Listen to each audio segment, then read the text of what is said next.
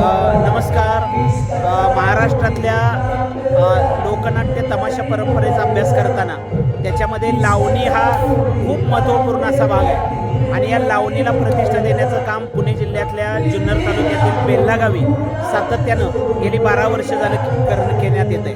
अशा या परिस्थितीमध्ये लावणी आणि तमाशाचे कार्यक्रम खूप सुंदररित्या सादरीकरण इथे केले जातात. यावर्षी 13वा लोककला सांस्कृतिक महोत्सव आहे.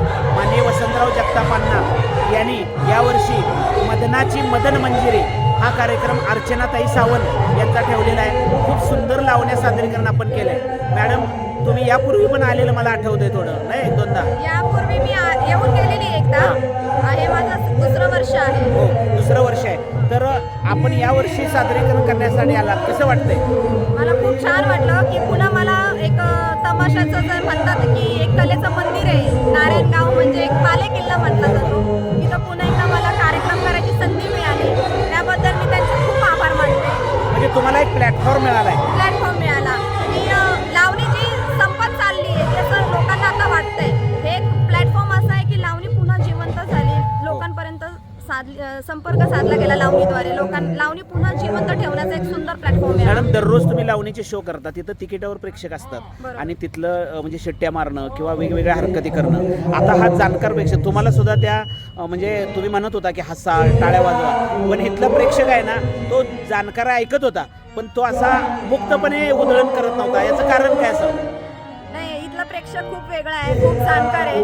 प्रत्येक एक्सप्रेशन कॅच करतात, प्रत्येक कलेवरती दाद देतात. ते पण टाळी वाजवून दाद देतात. म्हणजे मी त्यांना जरी म्हटलं की एखादी शिट्टी जरी वाजवा तर नाही, पण त्यांनी टाळ्यांचा प्रतिसाद देऊन आमच्या कलेला एक गौरव मिळवून दिला. त्या बरोबर. बेल्ला या गावामध्ये तुम्ही परत आलाय.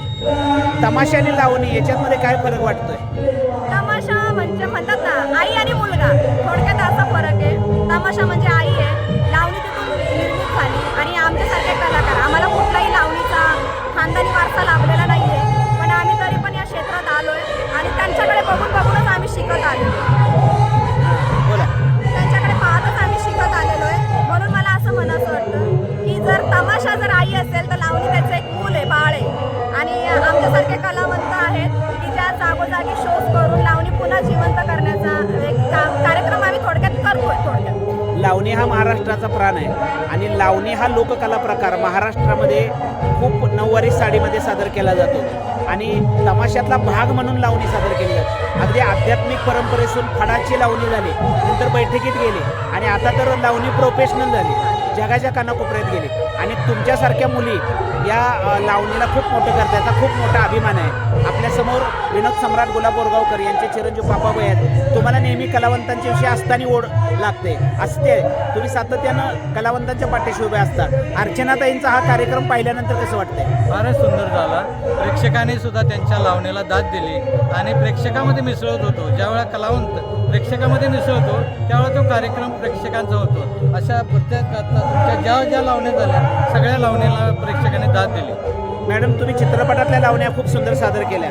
भविष्यात तुम्ही थोडं पारंपरिक लावण्याकडे लक्ष द्यावं की ज्यामुळं या कला केंद्रात सादर केलेल्या लावण्या त्या जर तुम्ही केल्या तर आणखी तुम्हाला मागणी तसा पुरवठा करता येईल. म्हणजे तुम्हाला विचारता येईल प्रेक्षकांना, समजा नाट्यगृहात कार्यक्रम आहे, पारंपरिक लावण्या म्हणू का, बैठकीच्या लावण्या म्हणू का, तर याचा तुम्ही प्रयत्न करावा अशी आमच्या विनंती आहे. मी स्वतः पण नाचून गाऊन अदाकारी करते, जे मी आता पुन्हा करणार आहे. नेक्स्ट परफॉर्म माझा तोच असणार आहे, पारंपरिक नाचून गाऊन अदाकारी. खूप सुंदर. तुम्ही आम्हाला या ठिकाणी एवढं प्रतिक्रिया